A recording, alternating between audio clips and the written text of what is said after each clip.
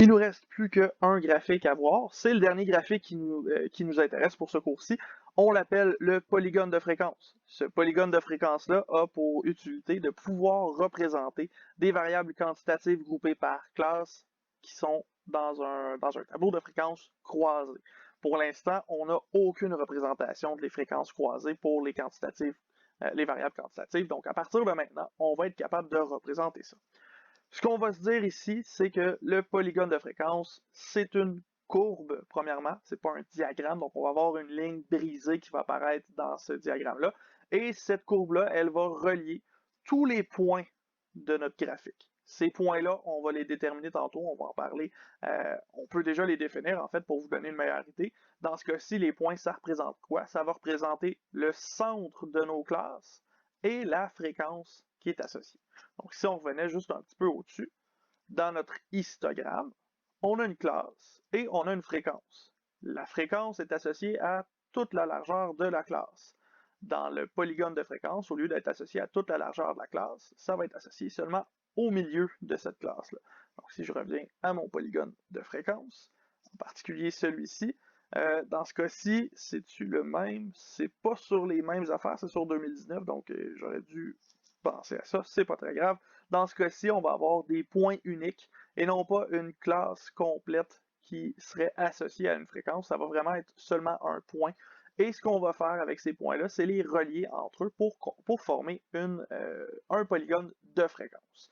Il va y avoir deux choses supplémentaires qu'on va ajouter à ce polygone de fréquence-là. On va le voir dans les spécifications de construction. Ces informations-là, je vous le dis tout de suite, ça va être d'aller fermer le polygone de fréquence au début et à la fin. On verra qu'est-ce qu'on veut dire par là lorsqu'on fera les spécifications de construction. Pour l'instant, pardon, pour l'instant, on regarde à quoi ça ressemble le polygone de fréquence. On vient de se définir ce que c'était, on va le regarder plus en détail dans ce cas-ci. Vous voyez là ici qu'on compare les films les plus lucratifs en 2019 et de tous les temps. En 2019, c'est en bleu et de tous les temps, c'est en rouge. Et on va voir ici le pourcentage des films les plus lucratifs qui correspondent à ces recettes-ci qu'on est en train d'identifier. Vous voyez par exemple là, pour la ligne brisée rouge que le premier point qui n'est pas au bas de l'axe, ça se trouve à être celui-ci. Il correspond en plein dans le milieu de notre première classe et il va correspondre au pourcentage qui est associé à ce film-là. On peut faire la même chose pour la prochaine classe. Donc là, on va être ici entre 1100 et 1200, si je ne me trompe pas, etc. pour chacun des points qu'on pourrait retrouver. Et vous allez voir quelque chose de particulier dans notre polygone de fréquence qui est en réalité tout à fait normal. Voyez-vous, vers la fin, on a plusieurs points qui semblent faire des plateaux ici. Et ça, c'est normal, ces points-là, ce sont les classes régularisées, si vous vous souvenez qu'on a fait dans notre première vidéo de la section 2.5. On les a retrouvés dans notre histogramme, on les retrouve encore dans notre polygone de fréquence. Ce que je vous disais pour les particularités du polygone de fréquence, on les voit déjà ici, on a un polygone qui est fermé à l'avant et à l'arrière. Il y a des raisons mathématiques pour ça, des raisons d'interprétation de graphique pour ça. En réalité, on va utiliser l'air sous la courbe avec ce polygone de fréquence-là pour aller chercher des proportions.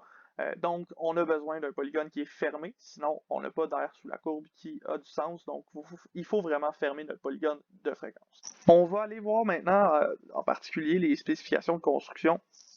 Donc là, faites attention dans vos notes, j'ai comme inversé les deux, c'est pas très grave. On va aller en dessous directement, c'est juste la mise en page, c'est pas la fin du monde. Donc, spécification de construction. Encore une fois, on a un diagramme qui est gradué, on a des axes qui sont gradués, donc je vous demande une graduation qui est constante. Ça ne change pas, vos axes peuvent être coupés au besoin, encore une fois. Et cette fois-ci, ce qu'on va avoir comme spécification de construction particulière, c'est ce qui reste par la suite. Donc, en particulier, vos points vont être alignés avec le milieu des classes. Si on vient dans notre graphique au-dessus, par exemple, le premier point rouge qui n'est pas sur l'axe horizontal, celui qui est entouré en ce moment, ce point-là correspond effectivement à 1050, donc milieu de la première classe qu'on avait dans notre tableau. C'est important d'aller faire correspondre ça au milieu de classe parce que c'est la définition de notre polygone de fréquence. Et si on veut respecter la proportion aussi de notre polygone, il va falloir qu'on passe par le milieu de nos classes. Ensuite de ça, ce que je vous mentionnais, votre polygone doit commencer à y égale 0. Donc, on a un point à y égale 0. Et il doit se terminer à y égale 0. Encore une fois. Et là, vous allez me dire, mais ici, si je commençais vraiment à y égale 0, j'aurais 2 points au premier point de mon graphique, de mon tableau. Ma première classe, je ne peux pas la dédoubler. En effet, ce qu'on va faire à ce moment-là, c'est reculer d'une amplitude et aller directement à 0 pour ce point-là. Et même chose pour le dernier point à la fin, on se déplace d'une amplitude plus loin. La seule situation où vous allez pas reculer d'une amplitude, c'est si vous êtes collé à 0. On ne veut pas aller dans le négatif, donc vous allez juste descendre directement en ligne droite vers le bas. Mais ça arrive moins souvent. On travaille avec des choses qui sont généralement un petit peu plus élevées que 0 quand on fait ces statistiques-là. Donc, prochaine spécification, c'est justement ce qu'on est en train de vous dire. Si le milieu de la première classe vide est négatif, donc si vous reculez dans le négatif pour aller chercher votre premier point, vous allez utiliser le point 0, 0 à la place pour ne pas aller dans les négatifs. On ne veut pas aller dans les négatifs généralement avec un polygone de fréquence parce que ça va briser encore la proportion de l'air sous la courbe de ce polygone-là. Donc, on évite d'aller dans le négatif, on s'arrête à 0, 0 au départ. Et finalement, encore une fois, légende de couleur, ça, vous le retrouvez à chaque fois qu'on a à comparer des données. On veut une légende de couleur. Si vous n'avez pas de légende de couleur, c'est un petit peu plus difficile pour le lecteur de se retrouver, surtout avec des lignes brisées comme ça. Il faudrait qu'on soit capable de décortiquer facilement les couleurs. Donc, on va avoir une légende qui est incluse dans notre figure. Donc, maintenant qu'on sait comment construire le polygone de fréquence, on peut passer à la dernière partie de ce polygone-là. Quand est-ce qu'on l'utilise? Polygone de fréquence, vous avez vu qu'on l'a fait avec des pourcentages dans notre exemple. Ça peut être fait avec des chiffres aussi.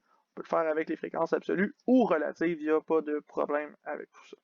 Ensuite, on travaille sur des variables qui sont quantitatives groupées par classe. C'est la seule option pour les variables qu'on utilise. Et finalement, on peut faire ça avec des fréquences simples ou croisées du fait qu'on a des lignes brisées. On peut avoir plusieurs lignes de plusieurs couleurs et on peut de cette façon-là comparer plusieurs informations en même temps.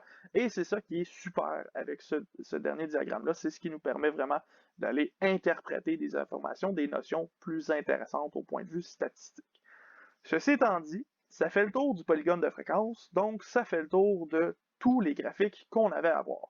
Et là, vous avez remarqué qu'on a été quand même rapidement sur ces graphiques-là. On fait un survol surtout, et j'ai confiance que vous êtes déjà très à l'aise avec ces graphiques-là, étant donné que vous êtes des étudiants de sciences de la nature, vous en avez fait beaucoup de ce genre de graphiques-là, donc vous êtes capable de bien comprendre ça, vous êtes capable de faire afficher ces graphiques-là sans trop de difficultés. C'est pour ça que j'ai été un petit peu plus rapidement par-dessus ça, pour aller voir les grandes lignes surtout, juste pour se donner une bonne idée de ce que ça représentait. Ceci étant dit, il nous reste une dernière vidéo pour le chapitre 2 à faire ensemble. C'est une vidéo très très courte, vous allez voir, ce sera sur la section 2.6 qui est à la fin. C'est une section tout petite, on va regarder deux tableaux ensemble et ce sera terminé. Donc, on se donne rendez-vous dans notre prochaine vidéo et on pourra terminer le chapitre 2 par la suite.